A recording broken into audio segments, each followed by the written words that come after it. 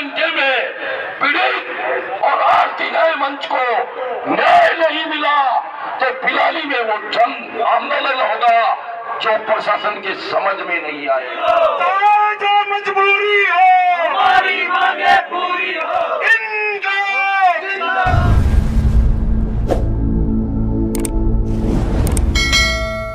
मैं तारो देसी पत्रकार निरंजन सेन देसी खबर जोजो न्यूज चैनल पर तारो बहुत बहुत स्वागत है। आज फिलहाल आप पहुँचे आप भगत सिंह सर्किल के ऊपर, जो कि आरती न्याय संघर्ष समिति के द्वारा जो आंदोलन चल रहा है बने लेके आज जो पिलानी बंद को आह्वान जो करे गए, तो मेरे पीछे देख सको कि पूरे बाजार जो है आज बंद हो चुके हैं। और फिलहाल जो है राजगढ़ पूर्व विधायक श्रीमान मनोज जी नांगड़ी भी पहुँच चुके, और जो निष्पक्ष जाँच की जो मांग करी गई थी वो अभी तक पूरी नहीं करने के ऊपर जो आंदोलन है और आगे बढ़ाने की भी बातचीत चल रही है। और पूरी जो जानकारी इनसे बात करके अभी दिखावांगे। देखिए, मैं तो सबसे पहले माननीय इस प्रदेश के मुखिया अशोक जी गहलोत की नकारापन मानता हूं कि उन्होंने इस आरती को कहते हुए आज 52 दिन हो गए, और 52 दिन बाद भी अगर माननीय अशोक जी गहलोत ने इसका संज्ञान नहीं लिया, और आज 8 दिन से लगातार आमरण अनशन पर हमारे युवा साथी बैठे हैं आरती को न्याय दिलाने के लिए। और ये न्याय भी ऐसे एक डॉक्टर के खिलाफ लड़ाई है जिसने इस पूरे पिलानी कस्बे को और आसपास के हमारे राजगढ़ तहसील के लोगों को लूटने का काम किया है, जिन्होंने अपने ऑथेंटिक नहीं होते हुए भी ऑपरेशन हॉस्पिटलों में करके आरती की जिस तरीके से मैं कहता हूँ हत्या करी है, उसकी जांच अभी तक पुलिस नहीं कर पाई है। और पुलिस हमें जब जब भी मिले तो पुलिस ये कहती है कि हम कार्रवाई कर रहे हैं, हमारी कार्रवाई चल रही है, लेकिन 52 दिन से भी लेकर आज तक एक कदम जांच की कार्रवाई आगे नहीं चली है। और ना ही पूरा प्रशासन, यहाँ के एसपी साहब, यहाँ के कलेक्टर साहब, यहाँ के एसडीओ साहब अभी तक आरती न्याय संघर्ष समिति से वार्ता करने तक नहीं आए हैं। तो इससे ज़्यादा नकारापन कोई और नहीं हो सकता। और इसमें मैं ये मानता हूँ कि जिस तरीके से इस प्रदेश में भ्रष्टाचार का जो आलम बढ़ा है, जिस तरीके से हमारे एंटी करप्शन के एडीजी दिनेश एमएन साहब ने लोगों को पकड़ रहे हैं, इस तरीके से मुझे लग रहा है कि ये पूरा खाका डूब चुका है। और पुलिस प्रशासन करण बेनीवाल से पैसे लेकर मैं कहता हूँ बिक चुका है। इस कारण से आरती के साथ न्याय की उम्मीद नहीं है। और हम ये कहते हैं कि जब तक आप न्याय नहीं करोगे तब तक हम आरती के लिए लड़ेंगे। हमारे नौजवान साथी जिस लड़ाई को लड़ने के लिए मैदान में हैं, ये नौजवान न्याय लेकर रहेंगे। चाहे आपके अशोक जी गहलोत साहब सुन लें, वो गृह मंत्री होने के नाते उनसे भी आग्रह करना चाहता हूं कि आप चाहे जयपुर से स्पेशल टीम भेजिए, आरती को न्याय दिलाने का काम करिए। और करण बेनीवाल जैसे डॉक्टर जो मरीज को भर्ती करने के बाद एक एक दिन में लाख रुपए से कम, एक दिन का लाख रुपए से कम फीस नहीं लेते हैं, ऐसी उनके पास कौन सी श्रेणी है, ऐसे कौन से वो डॉक्टर हैं, इसकी भी जांच कराएं। और इन्वेस्टिगेशन के लिए भी मैं कहना चाहता हूं मुख्यमंत्री जी को हमारी आवाज़ पहुंचे, वो हमारी बात सुने कि यहाँ अनुसंधान करने के लिए CID-CB की स्पेशल टीम भेजें और आरती के इस मुकदमे का अनुसंधान करें और करण बेनीवाल को जेल भेजें। हमारी इतनी सी मांग है। और इसको नहीं करने का कारण सिर्फ करण बेनीवाल ने इस लॉकडाउन के दौरान 32 करोड़ रुपए लोगों से लूटकर उन पैसों का ही उपयोग कर रहा है। और आरती के पिताजी के पास आज भी बिरान से यहाँ तक आने का किराया नहीं है। ये सभी लोग साथ मिलकर लड़ाई लड़ रहे हैं। इसलिए एक तरफ रंक और एक तरफ राजा की लड़ाई है, लेकिन जीत मैं मानता हूँ कि रंक की होगी, राजा की नहीं हो सकती। क्योंकि तानाशाह लोगों का टाइम थोड़े दिन का होता है और जनता का जन का लड़ाई लंबी होती है, इसलिए जनता जीतेगी और हम निश्चित रूप से जीतेंगे। पुलिस के ऊपर मेरा जो आरोप है, मेरा इसलिए आरोप है कि यहाँ के SHO इन्वेस्टिगेशन ऑफिसर, यहाँ के इंचार्ज हैं, DSP इस क्षेत्र का 2-3-4 थानों का इंचार्ज है जिसका सुपरविजन होगा। दोनों अधिकारी आज तक हमें इस बात के लिए बताने तक नहीं पहुँचे कि हम कहाँ पहुँच गए हैं, कहाँ हमारा अनुसंधान चल रहा है। इसलिए मैं मान के चलता हूँ कि ये पैसे में बिक गए होंगे, इसलिए कुछ नहीं कर रहे। दूसरा, अगर ये कहते हैं कि ज़बरदस्ती आंदोलन को रोकना चाहते हैं, ये जो नौजवान इस देश में जो पैदा हुआ संघर्ष करने के लिए, वो कभी किसी तानाशाह तंत्र से नहीं रुका है। ना वो गोलियों से रुका, ना वो डंडों से रुका, ना वो शोषण से रुका है, और ना वो किसी की धमकियों से रुका है। मैं सुना, मेरे को जहाँ तक जानकारी में, मुझे सुना कि अनिल को और इनको जान से मारने की धमकी भी मिली किसी मोहन से। जब वो जान के मारने की धमकी से नहीं रुक रहे तो क्या वो पुलिस के उठाने से मान जाएंगे? उनको रोकना चाह रहे हैं, नहीं रुकेंगे। और मैं कहना चाहता हूं पुलिस को कि आप ज़बरदस्ती हमें नहीं रोक पाओगे। हम आपसे न्याय की उम्मीद चाहते हैं, हमें संतुष्टिपूर्ण न्याय और जांच करके आप बता दीजिए, हम स्वेच्छा से घर चले जाएंगे और आरती को न्याय दिलाएंगे। देखिए, आज हमारे पूरे व्यापारियों ने, पिलानी के पूरे व्यापारियों का मैं धन्यवाद आपकी मीडिया के माध्यम से, और आप मीडिया बंधुओं का भी करना चाहता हूं कि आप हमारे लिए यहाँ रुके, इतनी देर तक इंतज़ार किया, और व्यापारियों का जो सहयोग रहा है। आज पिलानी पूरी बंद रही है और एक घोषणा के बाद रही है, ना कि किसी की दुकान कोई बंद कराने गया।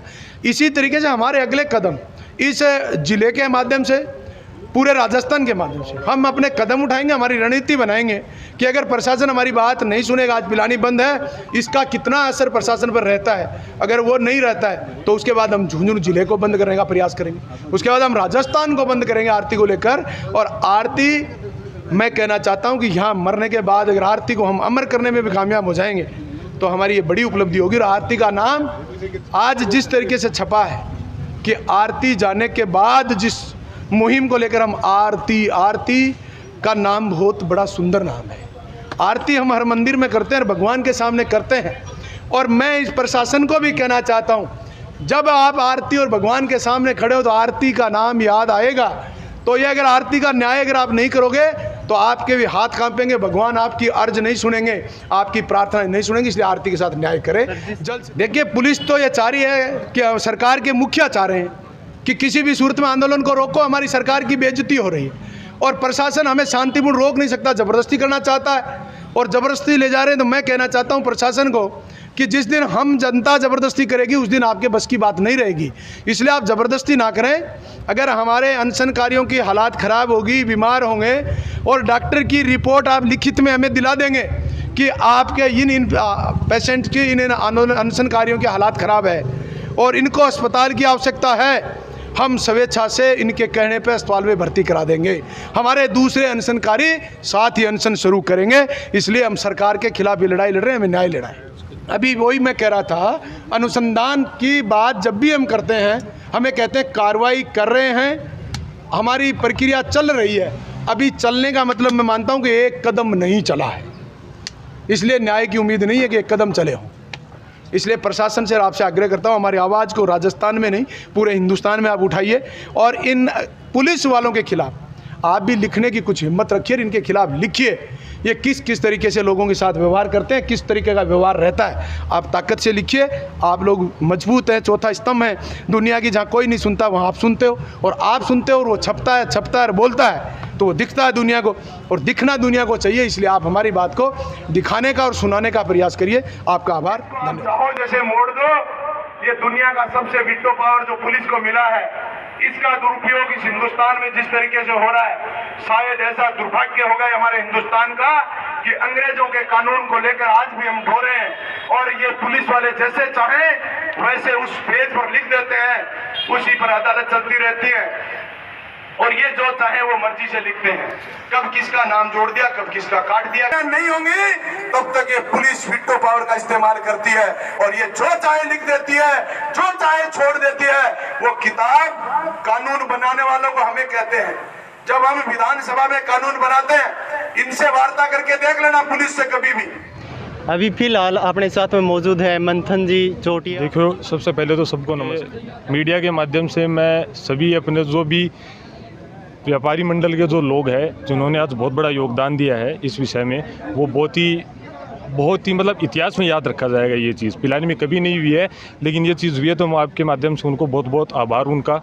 और मैं उस रात जिस दिन इनको लेके जाया जा रहा था उस रात मैं यहाँ पे था, तो मतलब हुड़दंग हुई, पुलिस वालों ने इनके साथ वो किया ज़बरदस्ती, जिसमें इनका ये कहना था, अनिल जी का और इनका अनुराग जी का, कि हम स्वस्थ हैं, हम कहीं नहीं जाएंगे, हम आखिरी सांस तक यहाँ लड़ेंगे। अगर हमारी तबीयत ख़राब होगी तो अपने आप वो मतलब दिखता है, अगर तबीयत ख़राब है तो वो चीज़ आएगी सामने।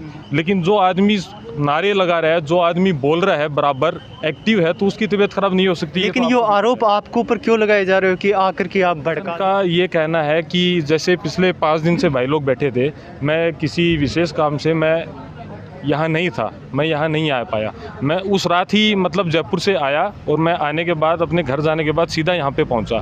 तो यहाँ पे आने के बाद में युवा वर्ग थे, मैंने उनको इकट्ठा किया, मोटिवेट किया मैंने। तो उनको ये लगा, बाहर खड़ी थी पुलिस, उनको ये लगा कि मंथन के आने के बाद में मंथन ने इन सबको भड़का दिया कि मतलब आगे आ जाओ, गाड़ी के आगे आ जाओ, हुड़दंग करो। हुड़दंग किसी ने नहीं किया है, रोका है भाइयों को। जो भाई हमारे लिए आज वहाँ पे बैठे हैं 5 दिन से भूखे, उनको आप ऐसे ही ले जाओगे। तो मैंने मोटिवेट किया लोगों को आके। तो उनका ये कहना है मेरे को, जब इनको एम्बुलेंस में डाल के लेके जा रहे थे तब मैं और अपने भाई साहब समंदर जी, हम लोग आ गए गाड़ी के आगे कि हम वहाँ पे बोलने लगे कि हम इनको नहीं लेके जाने देंगे। तो उनका बोलना था प्रशासन का, मेरे को पकड़ लिया उन्होंने ज़बरदस्ती और रोड की तरफ ले गए इधर, और बोला कि तेरे आने के बाद में मंथन, तेरे आने के बाद में यहाँ पे ऐसा माहौल बना है, वरना यहाँ पे सब कुछ शांत था, नॉर्मल था। जिससे उसी दिन सुबह से लेकर शाम तक पुलिस बार बार आई है, जैसे आपको ये भी बताएंगे। सर डिटेलिंग तो बहुत लोगों ने बयान कर दी है, आप देख भी चुके हो। ये प्रशासन की कमज़ोरी को दर्शाता है ना, ये दिखाता है कि हमारा प्रशासन कितना कमज़ोर है ना। जब किसी का बस नहीं चलता, जब वो ये जानते हैं कि ये अपना अधिकार लेके रहेंगे, किसी मकसद से हम बैठे हैं, अब कुछ किया नहीं जा सकता, तो ऐसे हथकंडे कई जगह, ऐसा नहीं है, बहुत जगह ऐसा हथकंडे अपनाते हैं जहाँ पर ज़ोर ज़बरदस्ती से ऐसा काम करते हैं ताकि लोगों के जो विश्वास या जो लोगों की अखंडता है उसको तोड़ने की कोशिश करें। मैं ये मानता हूँ कि आज भी अगर हम बैठे होते तो प्रशासन को आज और भी ज़्यादा तकलीफ़ हुई होती। ये एक सोची समझी चाल थी, ऐसा नहीं है कि अचानक से इन्हें हम पे बहुत दया आ गई होगी या इन्हें ऐसा लगने लग गया होगा भाई दो लोगों की तबीयत बिगड़ गई है, इन्हें हमारी बहुत ज़्यादा चिंता होने लग गई, हमारे घर वालों को इतनी चिंता रहती है। इसे समझाऊँ तो ऐसा व्यवहार या तो किसी जानवर के साथ होता है या किसी बंदी के साथ होता है ना, कारागार में कोई बंदी होता है उसके साथ ऐसा व्यवहार होता है, या फिर जैसे एक भटका हुआ कोई या पागल हुआ जानवर होता है जिसको कंट्रोल में लाना पड़े, ऐसा व्यवहार उनके साथ होता है। जी, अभी देखा कि पुलिस प्रशासन के द्वारा जिस हिसाब से एडमिट कराने की जो बात की थी, या पहले आग्रह करे गए थे, या फिर आते ही साथ बढ़ने या धकाबिले की जो बात है आते ही साथ होगी, ये नहीं, ऐसा नहीं है। ये पूरा प्रकरण पूरे दिन चला था। सुबह समर्थन के लिए हमारे युवा साथी आए थे, लगभग 200-250 लोग थे। उस समय एम्बुलेंस आई थी इसी मामले को लेके जाने के लिए, लेकिन उन्हें समझ आ गया था कि भाई यहाँ पे बहुत ज़्यादा लोग हैं, अभी ये करना ठीक नहीं रहेगा। ये चीज़ लगभग 12 साढ़े 12 बजे की बात है, दोपहर की। उसके बाद उन्होंने एक कोशिश करी, शाम को 4 बजे के आसपास वो फिर वापस आए थे। उस टाइम तहसीलदार साहब उनके साथ में आए थे। उन्होंने कहा कि अनिल जी से कि आपकी तबीयत ख़राब है। सुबह उन्होंने कहा कि भाई अनुराग की तबीयत ठीक है, सब नॉर्मल है, अनिल जी का बीपी बढ़ा हुआ है। और वो बीपी क्यों बढ़ा था हमने उनको एक्सप्लेन भी किया था कि सर आपने क्या किया है, अभी ब्लड टेस्ट किया था और उसके बाद आपने ब्लड सैंपल लिया, आपने बॉडी में पेन क्रिएट किया है। तो ऐसा होता है कि जब आपको पेन होता है उसके जस्ट बाद में कोई पर्सन अगर मान लो इंजेक्शन से डरता है तो बहुत नॉर्मल सी बात है कि उसका बीपी बढ़ेगा, ठीक है। तो मैंने कहा कि भाई आपने पेन किया उसके बाद आपने बीपी जांचा है, तो या तो आप एक बार दोबारा इनको शांत हो जाने दो, फिर उसके बाद में जांच लेना। लेकिन ठीक है, उन्होंने नहीं मानना था। मानना इसलिए नहीं था क्योंकि वो अपनी जिम्मेदारी को नहीं समझ पा रहे थे। भाई अगर यही चीज़ मैं आपको कहूँ इस वक्त कि भाई इनको इंजेक्शन से पेन होता है, पेन से इंजेक्शन से इन्हें डर लग रहा है इसलिए इनका बीपी हाई है, तो आप समझोगे। अब मेरे को चुपकली से डर लगता है, चुपकली देख के तो मेरा बीपी बढ़ जाएगा, ठीक है। लेकिन उन चीज़ों को समझना नहीं था, वो अपनी जिम्मेदारी को उस हिसाब से निभाना नहीं चाहते थे। तो हमने कहा कि भाई ठीक है। फिर उसके बाद हमने शांत किया उनको। हमने कहा कि भाई आप एक काम कीजिए, आप शाम को 7 बजे वापस आ जाइए, दोबारा जांच कीजिए। अगर आपको लगे तो हम बिल्कुल इस चीज़ का समर्थन करेंगे, वरना मुझे नहीं लगता कि बीपी इतना बड़ा इशू है जिसके लिए आप इतने बड़े संघर्ष को 1 सेकंड में तोड़ दें। मुझे नहीं लगता, है ना, कहीं भी नहीं हो सकता। मैं सिर्फ इतना पूछ रहा हूँ, अगर ये अनशन दिल्ली में होता, विधानसभा के सामने होता, आशुराम बैठा होता, ठीक है, या और कोई उच्च अधिकारी बैठा होता है, इनकी हिम्मत होती है ऐसी कार्रवाई कर देते क्या? बात ये होती है आदमी का स्तर जितना छोटा होता है ना, भाई हम नहीं मानते कि हमारा स्तर छोटा है, लेकिन भाई ठीक है, अभी तक जनता हमसे इतनी जुड़ नहीं पाई जिस लेवल पे बाकी कोई बड़े नेता होते, तब इनकी हिम्मत नहीं करती ऐसा करने की। मैं ये लिख के दे सकता हूँ, या फिर कोई प्रशासनिक अधिकारी आके मुझको ये कह दे कि आप उस वक्त अगर विधानसभा के सामने बैठे होते, हमारे पास में 1000-2000 लोग होते, तो ये हरकत हम करके दिखा देते, है ना। और ये काउर्डनेस है ना, कायरता कहते हैं इस चीज़ को। ये जो चीज़ इन्होंने कही, इसको मैं ऐसे नहीं कहूँगा कि इन्होंने बहुत बहादुरी का काम किया, मैं बिल्कुल नहीं कह सकता। अभी देखा कि सर्व समाज को इतना जो सहयोग मिल रहा है, इन्हें देख के व्यापारी मंडल जो है आज संपूर्ण जो बाजार बंद कर दिए गए, इन्हें लेके अभी क्या करना चाहूँ? सर मेरे पास में ना इस चीज़ के लिए शब्द बहुत कम है। अगर मैं इसको बोलूँगा ना, इसकी तारीफ़ करने लग जाऊँ, इसके बहुत कम शब्द है। मैं जितना समझ पाया हूँ, जितना मैं पढ़ता आया हूँ, है ना, ये मेरे लिए सबसे खुशी की बात है। इस देश को है ना अलग अलग मुद्दों पे अलग अलग जगह ना बांटने का काम किया जाता है। मुझे लगता है कि ये जो संघर्ष चल रहा है इसके अंदर मैंने पहली बार देखा है कि अलग अलग समुदाय से, अलग अलग संगठन से, अलग अलग राजनीतिक पार्टियों से, अलग अलग विचारधाराओं से, है ना, ऐसे बहुत से लोग होते हैं जो किसी राजनीतिक मंच को या राजनीतिक को नहीं मानते, लेकिन उनकी विचारधारा होती है एक, अलग अलग विचारधाराओं के लोग एक ही साथ एक मुद्दे के लिए खड़े हैं, है ना। ये बहुत बड़ी बात है, हमारे देश की राजनीति, हमारे देश की विकास, डेमोक्रेसी के लिए एक बहुत अच्छा सिग्नल है अगर लोग समझ पाएँ तो इस चीज़ को, है ना। ऐसा देखने को आपको बहुत कम मिलेगा कि एक अच्छे मुद्दे के लिए इतने लोग एक ही प्लेटफॉर्म पे आ जाएं। इनके साथ जो किया गया वो दृश्य मैं कभी भी भूल नहीं सकता। वो हमारी काली रात थी, पिलानी की काली रात थी, क्योंकि अनिल पायल के साथ धक्का मुक्की करके धक्के से आगे किया, उससे घुटनों पे चोटें आई हैं। मैं उसकी घोर निंदा करता हूं और ऐसे सिपाही को हमारे पिलानी क्षेत्र में रहने का मेरे हिसाब से कोई अधिकार नहीं है, क्योंकि अगर अस्वस्थ थे तो अनिल जी को प्यार से लेके जा सकते थे, अनुराग जी को प्यार से लेके जा सकते थे। आरती न्याय संघर्ष समिति किसी के स्वास्थ्य के साथ खिलवाड़ नहीं चाहती। स्वास्थ्य के साथ खिलवाड़ हुई है उसके खिलाफ है। आरती बिटिया की जो निर्मम हत्या कर दी गई है उस डॉक्टर के और कलपवृक्ष हॉस्पिटल के खिलाफ है। इसलिए मैं शासन और प्रशासन को चेताना चाहता हूं कि ऐसी गलती दोबारा न की जाए, अन्यथा आरती न्याय संघर्ष समिति पता नहीं कौन सा कदम उठा ले, वो आपको भारी पड़ जाए। हमारे को आप इतना परेशान कर चुके हैं कि मैं जो शब्द बोलूं वो मेरे कम पड़ जाएंगे। कभी किसी को तोड़ने की कोशिश कर रहे हैं, कभी किसी को तोड़ने की कोशिश कर रहे हैं, लेकिन जो आरती न्याय संघर्ष समिति जो बनी है वो ऐसी नींव रखी है कि पिलानी नहीं अपितु आसपास के सभी इलाकों में चर्चा ये होने लग गई है कि आरती न्याय संघर्ष समिति जो बहन बेटियों के लिए खड़ी हुई है, यह आने वाली सभी पीढ़ियों के लिए, आने वाले समय के लिए एक मुहिम खड़ी हुई है और इस मुहिम को हम आगे लेकर चलेंगे और किसी बहन बेटी का दोबारा ऐसा न हो कि किसी भी हॉस्पिटल में या कहीं भी किसी को दरिंदे के चपेट में न आए।